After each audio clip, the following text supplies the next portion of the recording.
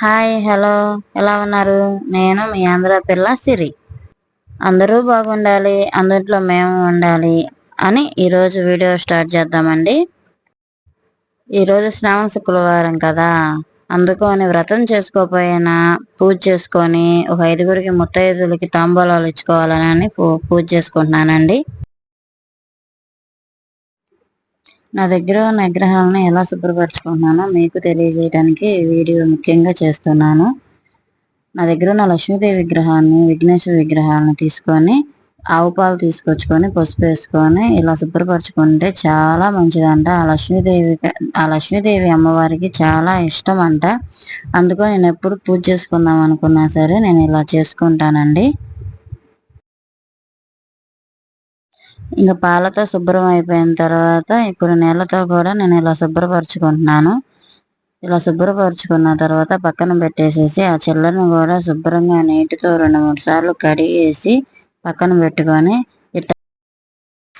మనం దేవుడి కాడ పెట్టుకునే టవల్ ఉంటుంది కదా, ఆ టవల్లో వేసేసి శుభ్రంగా తుడిచేసేసుకొని మళ్ళీ యథాస్థానం కానీ ఆ ప్లేట్లో పెట్టేసేసి ఆ విగ్రహాలు దాంట్లో పెట్టేసేసి అలంకరించేసేసుకుంటానండి. ఇగో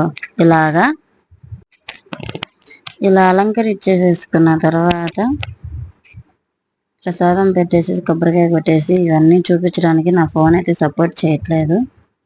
అందుకని పూజ మొత్తం లాస్ట్న హారతిగా వచ్చేసిన తర్వాత నేను వీడియో తీస్తున్నాను.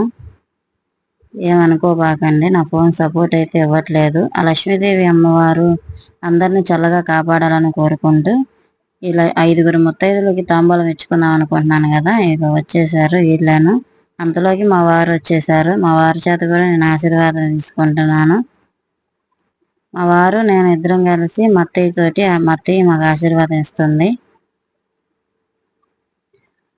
ఇంకో గెస్ట్ వచ్చేసారు. ఆ గెస్ట్కి చూడండి బియ్యము బెల్లం వేసి ప్రసాదం పెట్టేశాను.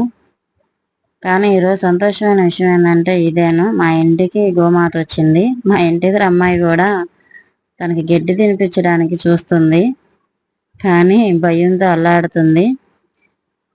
ప్లీజ్ సబ్స్క్రైబ్, లైక్, షేర్ అండి.